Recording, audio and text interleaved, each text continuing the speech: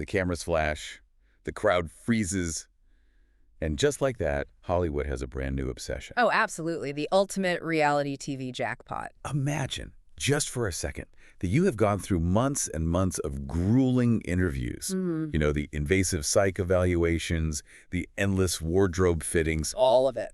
And then you get the call. You are officially cast on the biggest reality dating show in the country. Your bags are packed for Fiji, and you are literally hours away from walking into a sun-drenched villa and becoming a household name overnight. It is the golden ticket. I mean, you're visualizing the lucrative brand deals, the millions of new followers, this entirely new life just waiting for you. It's the modern American dream, packaged in neon lights and beachside fire pits. Exactly. But then, 48 hours before the cameras are even scheduled to roll, your phone rings again. It's the network. And just like that, the ticket is completely revoked. Gone. The bags have to be unpacked. Your reality TV dream is over before you even step foot on the sand. It's a brutal, incredibly sudden reversal of fortune. And it's exactly what happened this week in a story that has absolutely taken over the entertainment news cycle. It sparked this massive online debate where Love Island fans think producers aren't telling the whole story. Welcome to Star Scope Report. Join Jordan and Jamie as they uncover Hollywood drama, music industry shakeups, and viral influencer scandals. From red carpet surprises to social media controversies, we dive deep into the stories behind the fame. And today, we are doing a massive deep dive into the explosive controversies surrounding the Season 8 premiere of Love Island USA. It is a wild one. We've got a really fascinating stack of sources for you today. We're pulling from investigative entertainment reports from Ground News, Variety, the TV Cave, the show's Wikipedia page, and some really sharp commentary from the YouTube channel Culture Unfiltered. Our mission today is to figure out exactly what happened with the dramatic last-minute removal of original cast member Vasana Montgomery. But, you know, we aren't stopping at the surface drama. Right, there's so much more. We are going to look under the hood at the show's ongoing, highly publicized struggle with casting and background checks and explore what this really means for the future of digital footprints in reality TV. It is such a wild ride. Let's set the scene so you can really feel how fast this all moved. It is late May 2026. Peacock, the massive network behind Love Island USA, officially announces its original cast for the June 2nd premiere. The hype is real at this point. Oh, totally. And among the hopefuls is Vasana Montgomery. She's a 25-year-old business owner from Beaverton, Oregon. She runs a place called Vanity Square Studios, doing like lashes, facials, tattoos. A total boss. Right. And in her intro package, she's pitching herself as this fiercely independent, ambitious entrepreneur who built her own life, but is, finally ready to find love. On paper, she is exactly what reality TV casting directors dream of finding. She's young, she has a highly curated aesthetic from her beauty business, and she's already incredibly comfortable in the digital space. Very comfortable. Yeah, she's out there posting food reviews, lifestyle content, engaging with followers. The promotional materials go live, fans start picking their early favorites, and the hype train officially leaves the station. But the internet works fast. And I mean incredibly terrifyingly fast. Within hours, literally hours, of that cast announcement dropping on Instagram and X, disaster strikes. Oh, it is bad. 2 specific videos suddenly surface and start spreading like wildfire across TikTok. And the content of these videos is immediately disqualifying for a major network. I mean, in one video, Vasana is seen rapping along to a song, and rather than censoring herself, she explicitly uses the N-word. Yeah. And in a second video, she is just hanging out, playing an arcade game, and she yells that exact same racial slur again. The fallout is instantaneous. Fans are outraged. Peacock, to their credit, acts with lightning speed. They fire her on the spot. Right. They scrub her from every single piece of promotional material, removing her photos from the official grids. And they release a really swift statement asking fans to avoid negativity and keep the community kind and positive. It's the ultimate textbook crisis management move. You excise the problem immediately before she can even step foot in Fiji. You contain the blast radius. Okay, let's unpack this. Because to me, this is the equivalent of going through a 6-month hiring process for a high-profile 6-figure corporate job, right? Yeah, totally. Passing all the executive interviews, getting your security badge, and then getting fired in the lobby on your very first day because someone walked in and handed the CEO a printout of a tweet you sent 3 years ago. That is exactly what it feels like. It's jarring. How does a massive network like Peacock, with millions of dollars and all its corporate resources, miss something this explosive during a vetting process that takes months? That is the million-dollar question, and it's exactly why fans think producers aren't telling the whole story. According to production insiders, and this is their primary defense, these videos slipped through what they are calling a vetting loophole. A vetting loophole, what does that even mean? Are they claiming she applied using a fake name, or was this hidden behind some sort of digital privacy wall? It's the latter. Basically, the network claims that these specific videos were posted on private, locked social media accounts. When a background check company goes through a candidate's digital footprint using corporate OSINT open source intelligence, they can only legally access what is publicly available on the open web. Or, what the candidate explicitly grants them password access to. So the software literally cannot see it. Right. If a video is sitting on a locked private TikTok or a Finsta, like a fake private Instagram account with only 50 accepted followers, standard corporate vetting software isn't going to scrape it. It legally can't break encryption. That makes sense. It wasn't until Peacock gave Vasana a massive national public platform by announcing her as a cast member that the dynamic fundamentally shifted. Because suddenly the people who actually did have the keys to that locked account realized who they were looking at. Exactly. Suddenly, people from her past, former acquaintances, ex-friends, people who had been accepted into that private circle years ago, saw her face on the official Love Island page. And they were the ones who pulled the footage and leaked it to the public sphere. Wow. It shifted from a corporate software search to human social engineering. I hear you, but I have to push back on the network's excuse here. I understand the concept of private accounts, but come on. You're not buying it. If a bunch of teenagers on TikTok can surface a video of you in an arcade in a matter of hours, shouldn't a multi-million-dollar production company be able to find it in the months they spent casting you? Don't they demand access to all your accounts when you sign the contract? I completely understand why you and the fans are reacting that way, but if we look at the reality of corporate compliance, we kind of have to defend the limitations the network is working under. Fair enough. A network cannot legally hack into a locked account. Teenagers on TikTok aren't bound by corporate privacy laws or terms of service, right? They rely on social betrayal. Oh, that's a good way to put it. They rely on someone's real-life friend screen recording a private moment and leaking it. You cannot program an algorithm to predict a social betrayal. That is a really interesting distinction. The corporate search relies on public data, while the internet sleuths rely on human drama. Precisely. What's fascinating here is the shifting dynamic of how public figures are vetted today. The internet is completely undefeated. You have a massive production company running background checks for months, and they find nothing because they play by legal rules. Yeah. But the moment you elevate someone to a public platform, their entire history is instantly crowdsourced. You suddenly have thousands of highly motivated internet sleuths doing granular investigative work that no corporate background check can ever match. And the fans are certainly doing the work. In fact, if you look at the comments from our sources, viewers are essentially accusing Peacock of negligence. One fan literally asked, why are fans doing the casting crew's job? It's a fair question from their perspective. And to be clear, Vasana is not the only Islander who found herself under the microscope of these internet sleuths before the premiere. Another Season 8 contestant, Kenzie Annis, is also facing intense online scrutiny right now. Right. The crowdsourcing doesn't stop at one person. Everyone gets audited. Exactly. Fans dug up photos that allegedly show Kenzie posing with friends in MAGA attire, with another image showing a Trump flag in the background. And just to be absolutely clear to you listening, we aren't taking a stance on the politics of that. Not at all. We are highlighting it as a purely factual example of how aggressively the fan base is digging into the backgrounds, political affiliations, and past behavior of every single person announced for this show. The moment their name is released, their entire life is open season. And this intense public auditing points to a much deeper structural issue within the reality TV machine. How so? Well, the reason fans are so uniquely outraged by this vetting loophole excuse isn't just because it happened with Vasana. It's because it's a sequel. They literally just watched this exact same scenario play out last year. Yes. The transition from Season 7 to Season 8 is exactly why the audience is so exhausted.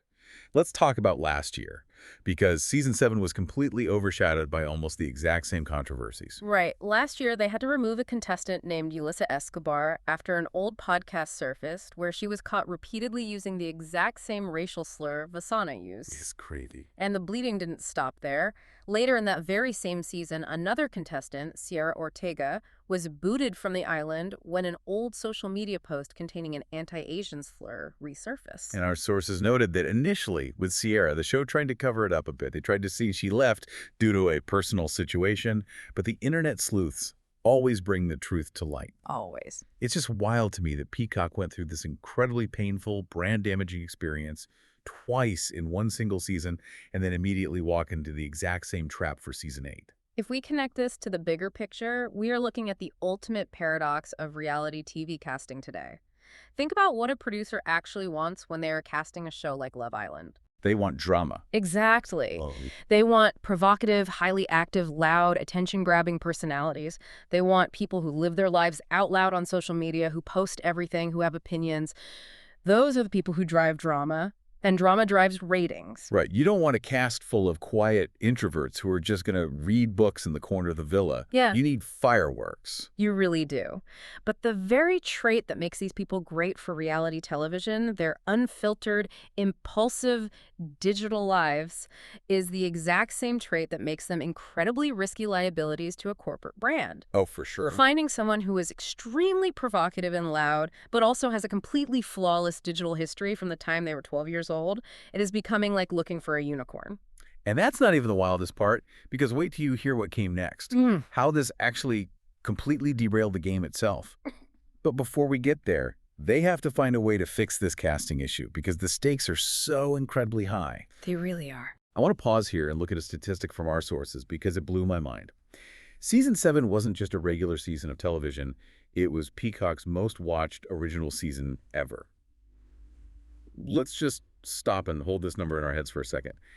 They logged a staggering 18.4 billion minutes of watch time. It is an almost unfathomable metric of human attention. 18.4 billion minutes. With that kind of monumental, record-breaking financial success, why didn't the network take a fraction of that money and invest it into fundamentally overhauling their background check department for season 8? It really looks like a failure of adaptation. They scaled up the production value, they brought back host Ariana Madix, they brought back narrator Ian Sterling, they built massive hype campaigns, but they didn't scale up their risk management. Not at all. And when you are dealing with a property that generates 18 billion minutes of watch time, the spotlight is so blindingly bright that every single tiny flaw in your casting process will be illuminated for the world to see. Well, the spotlight was definitely on when the premiere finally hit. Because despite the chaos, despite the internet outrage and the frantic firing of Vasana, the villa doors still have to open. June 2nd rolled around, and the show must go on. And this is where the real-world controversy actually bleeds directly into the mechanics of the televised game. Yes. It affects the actual product on the screen. Here's where it gets really interesting. Because removing a cast member 48 hours before filming isn't just a PR nightmare for the executives. It is a massive logistical nightmare for the producers on the ground in Fiji. It's chaos. It's exactly like a lead actor dropping out of a complex stage play on opening night. The script has to be rewritten live on stage while the audience is watching. That is a perfect analogy. Because Love Island is mathematically built on symmetry. You need an equal number of men and women pairing up on day one to form the initial couples. Right. Because Vasana was pulled at the 11th hour, they suddenly had an uneven number. The math was broken before they even started. So they had to scramble and shuffle the entire roster. The sources point out that a 26-year-old guy named Gabriel Vasconcelos from Miami was likely supposed to be an original Islander walking in on day one. Yep. Instead, because they were short a woman, production had to physically hold him back. They basically stuck him in a hotel room in lockdown for an extra day, and then introduced him as a surprise bombshell on day 2, alongside a new girl named Kata. And for those listening who don't watch the show religiously, we should explain why that matters. A bombshell isn't just a late arrival. No, it's a specific role. Right. Their literal job description within the mechanics of the game is to walk into a house where people are already paired off, identify the relationships, and break them apart to secure a spot for themselves. Scroodle. It completely alters a player's trajectory. A day one original Islander has a very different experience than a bombshell whose explicit purpose is to act as a home wrecker. Gabriel's entire journey was fundamentally changed because of a video someone else posted years ago. It's the butterfly effect in action. And the premiere itself was already so incredibly tense without that added mechanical stress. They forced the Islanders to play this game right out of the gate called the green-red dot game. Oh, that game is rough. It was designed to test their initial connections. Right. The premise is simple but brutal. If you are happy in your current newly formed couple and you do not want to explore other options, you step forward and stand on the green dot. If you aren't feeling it and you want to explore new connections, you stand on the red dot. It forces instant accountability. Think about your own deal breakers for a second. You are listening to this. Imagine you were standing there on national television. You just met this person 10 hours ago. What would make you step off the green dot? Seriously. Well, for these Islanders, it was ruthless. You had Sean, who steps boldly onto the green dot, thinking he's got this great connection with Beatrice. But Beatrice steps on the red dot, and her reason. She told him, in front of everyone, that him having a 2-year-old child at home was a personal red flag for her. Sean was left completely stunned. He had this confessional later where he basically said, "I thought we had good chemistry. I did not see that coming at all." It's the harsh, deeply uncomfortable reality of the format. And it wasn't just Sean getting a reality check. You had Kenzie, the same Kenzie who is facing the internet backlash. She steps on the green dot, hoping to stay with her partner, Zach. Right. But Zach, who had already admitted to the guys that he wasn't really attracted to her, steps on the red dot. The very first episode ends with Kenzie in tears, saying she always picks cheaters. It is high-octane emotional drama from minute one. If you're loving these Hollywood twists, by the way, make sure you're subscribed. We've got even crazier stories ahead on this deep dive. But even as the on-screen heartbreak unfolds, the off-screen conversation just keeps growing louder. It really does. I want to bring in the commentary from the YouTube channel Culture Unfiltered, because they spend a lot of time zooming out and looking at the broader sociological debate this whole mess has sparked. Yes, the Vasana Montgomery situation isn't just about Love Island anymore. It has morphed into a massive proxy debate about accountability versus what some people call cancel culture in the reality TV space. It really exposes the hypocrisy of the audience. It does. The host of Culture Unfiltered laid it out perfectly. They looked at both sides. On one side of the aisle, you have people arguing for grace. They say, look, human beings make mistakes. Teenagers and young adults say stupid, offensive things. They grow up, they learn, and they deserve second chances. Yeah. They argue that digging up a private video from an arcade from years ago to completely destroy a 25-year-old's career opportunity is overly punitive. But on the other side of the aisle, the argument is strictly about consequences. Actions have reactions. If you are applying to be a highly visible public figure on a massive NBC Universal platform, you are agreeing to be scrutinized. The argument here is that the days of brushing harmful racist language under the rug are over. And importantly, marginalized viewers deserve to watch these escapist entertainment shows without seeing people who have casually used slurs against them being celebrated on screen. This raises an important question. What do audiences actually want from reality television today? Because those desires fundamentally contradict each other. Viewers constantly complain that modern reality TV has become too sterile, right? Totally. They say everyone is media trained. Exactly. They desperately want authentic, messy people. But true authenticity is inherently messy. Human beings have messy pasts. If we demand total moral flawlessness from our reality stars while simultaneously demanding explosive drama, we are asking for the impossible. What true? We are going to end up with a cast of robots who have spent their entire lives curating a perfectly sanitized digital existence just so they can get cast on a dating show. So what does this all mean? I mean, I want to ask you listening right now, what do you think? Put yourself in the shoes of the executives. Should reality stars be judged by things they said years ago in private? Or should the network draw a hard line in the sand the way they did here? As the Culture Unfiltered host pointed out, audiences want transparency, and they say they want to see growth. But when deeply harmful language is involved, there isn't much patience for letting that growth happen live on a national stage. People make mistakes, that's reality. But audiences now demand genuine accountability before you get the platform. If you want the fame, you have to survive the fire of the public audit. It really has been a wild ride for the Love Island USA Season 8 premiere. From Vasana's shocking removal before the cameras even rolled, to the internet sleuths hacking through the vetting loophole, to the last-minute scrambling of the cast. It's almost more dramatic outside the villa than inside it. It certainly proves that the landscape of reality television has permanently and irreversibly changed. The fourth wall is gone. The fans are as much a part of the casting process as the producers are. And that leads to a really provocative thought I want to leave you with today. Think about the generations coming up right now. Gen Z and Gen Alpha. Oh, wow. Yeah. Their digital footprints are longer, deeper, and more heavily documented than any generation in the history of humanity. From the time they were in middle school, everything they've ever said, done, laughed at, or joked about has likely been recorded on a smartphone. It's a terrifying prospect if you ever want to be in the public eye. Every single mistake is archived forever. Exactly. Are we approaching a future where literally no one can pass a reality TV background check? As these heavily documented generations age into the 20-something casting brackets, will the future of reality TV require a completely new standard of what we consider a deal-breaker? Or will the entire genre just collapse under the weight of everyone's perfectly preserved digital skeletons? It's going to force a massive reckoning in Hollywood. Either networks invent military-grade vetting, or the audience's threshold for past behavior has to shift dramatically. What makes you wonder, if you were handed that golden ticket today, if your bags were packed for Fiji and your phone rang, how confident are you that the internet wouldn't find a reason to revoke it? I wouldn't bet on it. You've been listening to Starscope Report, where Jordan and Jamie uncover the stories shaping Hollywood, music, and pop culture. Thanks for tuning in, and don't forget to subscribe for more stories that keep the stars shining. Catch you next time.